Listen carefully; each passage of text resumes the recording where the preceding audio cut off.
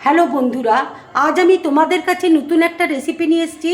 আজ আমি chicken sandwich বানিয়ে তোমাদেরকে দেখাবো। এই চিকেন স্যান্ডউইচ করতে দেখো আমার কি কি লাগছে, তোমাদেরকে দেখো দেখিয়ে দিয়েছি।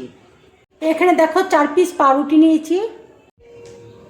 এখানে দেখো চিকেন আমি সেদ্ধ করে ছোট ছোট টুকরো করে দেখো ছাড়িয়ে নিয়েছি।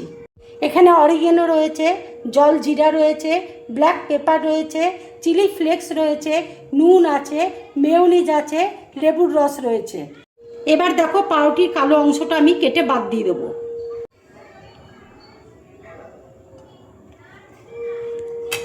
ঠিক দেখো এইভাবে আমি কেটে নিয়েছি। এবার দেখো চিকেনের মধ্যে আমি লেবুর রস দেখো দিয়ে দিচ্ছি, জল জিরা দেখো দিয়ে দিচ্ছি, ব্ল্যাক পেপার দেখো দিয়ে দিচ্ছি, আন্দাজ মতো দেখো নুন দিয়ে দিচ্ছি। এবার দেখো সব একসাথে আমি মাখিয়ে নিচ্ছি। এবার দেখো পাউরুটির মধ্যে আমি মেয়োনিজ দেখো দিয়ে দিচ্ছি।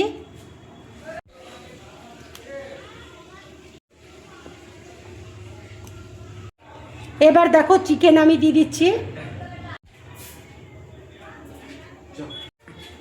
এবার দেখো চিলি ফ্লেক্স দিয়ে দিচ্ছি, অরিগেনো দেখো দিয়ে দিচ্ছি। এই পাউরুটিটা দেখো উপর দিয়ে এইভাবে আমি চাপা দিয়ে দিচ্ছি। বাটার দেখো দিয়েছি, বাটার দেখো মেল্ট হয়ে গেছে। এবার আমি পাউরুটিটা দেখো দিয়ে দিচ্ছি।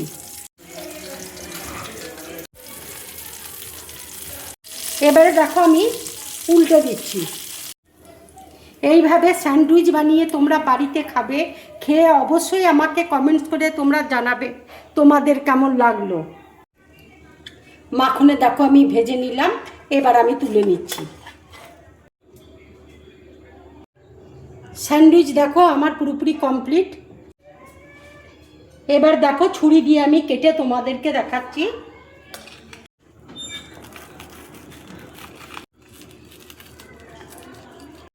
দেখো স্যান্ডউইচগুলো কত সুন্দর হয়েছে দেখো।